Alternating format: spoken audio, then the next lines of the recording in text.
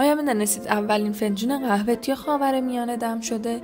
توی قرن 15 عارفان صوفی توی یمن دونای قهوه رو از اتیوپی وارد کردند و برای اولین بار اونا رو دم کردند.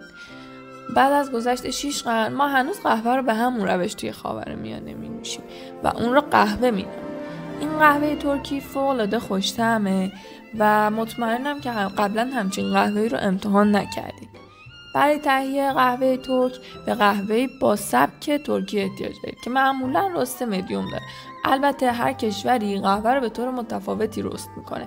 توی خلیج فارس قهوه رو با رست شکلاتی میپسندند و توی کشورهای دیگه قهوه رو با رست دارک ترجیح میدن. نوعی که ما می‌نوشیم معمولا رست شکلاتی داره که به نظر من برای نشون دادن طعم آجیلی عالیه. دونه‌های قهوه باید خیلی ریز آسیاب بشن. منظور من تقریبا به اندازه آرده. این ویژگی کمک میکنه که طعم قهوه خارج بشه و قهوه رو به بخشی از نوشیدنی تبدیل کنه. حالا بیایید یه فنجون قهوه درست کنیم تا منظورم رو توضیح بدم. برای یه فنجان قهوه عربی یا ترکی خوب شما به احتمال زیاد به این ظرفای خاص احتیاج دارید. توی ترکیه به اون جذوه گفته میشه و ظرف کوچیکیه که یه دسته بلند و بدنه‌ای داره که به سمت بالا باریک میشه. وقتی که قهوه رو درست میکنید اصلا نمیخواید که اون بجوشه، چون که باعث شکافتن و دو بخشی شدن قهوه میشه. داشتن یک بدنه بلند و باریک به این معنی است که ثبت کمتری وجود داره که گرما رو جذب میکنه. قهوه کمتر به جوش میاد و این یکی به اندازه 1 وعده یا 100 میلی لیتر قهوه و این یکی به اندازه 2 وعده است. من بعضی از این جذوه ها رو این پایین براتون لینک میکنم تا بتونید آنلاین بخرید. اگر هم نمیخواید میتونید از این شیرجوش های کوچیکی که دارید استفاده کنید و با جابجا کردن اون میتونید حرارت رو کنترل کنید. اولین کاری که باید بکنید اینه که آب رو اندازه گیری کنید. 1 فنجان آب به اندازه 100 میلی لیتر آب که اندازه مرسوم برای قهوه است رو برمی‌دارید. لیوان رو با آب در دمای اتاق پر کنید و نصف اون رو داخل جذوه بریزید. برای هر 100 میلی لیتر آب من حدود 5 تا 6 گرم قهوه اضافه کردم که حدوداً 2 یا 1.5 قاشق چایخوری پره. اگر از یه لیوان بزرگتر استفاده میکنید حساب کنید و حدود 6% از مقداری که آب ریختید رو حتما قهوه بریزید. همچنین از شکر هم میتونید استفاده کنید که اگر برای بار اول هست که دارید قهوه ترک رو امتحان میکنید من به شدت توصیه میکنم، چون فوق‌العاده طعم شدیدی داره. برای حدود 15 ثانیه قهوه و آب رو هم بزنید تا قهوه از حالت گلوله‌ای توی آب نباشه.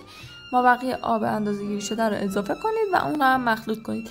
این مرحله به توزیع یکسان و خامه‌ای تر شدن قهوه خیلی کمک میکنه. برای دم کردن جذر روی اجاق گاز خودتون قرار بدید و حرارت رو متوسط کنید. اگر اجاق گاز دارید از کوچکترین حلقه استفاده کنید و اگر از اجاق‌های برقی استفاده می‌کنید اون رو نزدیک به مرکز نگه دارید. جذبه رو حدود 15 ثانیه هم بزنید و بعد از اون اجازه بدید بدون هم زدن گرم بشه. حدود 3 تا 4 دقیقه بعد باید متوجه یک لایه کرمان روی بالای اون بشید و مقدار کمی بخار آب خواهید دید و به صدای آروم و ضعیف در حال جوشیدن گوش بدید. به کف رو تماشا کنید تا زمانی که شروع به بالا اومدن کنه. وقتی یکی از این دوتا اتفاق افتاد فوراً قبل از به جوش اومدن جذر رو از روی حرارت بردارید.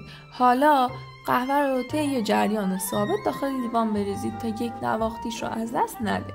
در حقیقت باید چند بار تمرین کنید تا بفهمید واقعا چی رو باید تماشا کنید، چون که فقط چند ثانیه بین خام پز شدن عالی و جوشونده شدن قهوه وجود داره. این چند ثانیه رو اگر درست انجام داده باشید الان یه قهوه ترک خامه‌ای خوب دارید.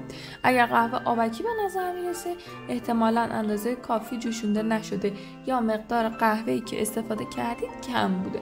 بیاید این قهوه ترک رو امتحان کنید تا در مورد طعمش هم بهتون توضیح بدم. طعم واقعاً آجیلی داره و اسیدیتش رو واقعاً میتونم بگم تقریباً صفره. امیدوارم که از طعمش لذت ببرید.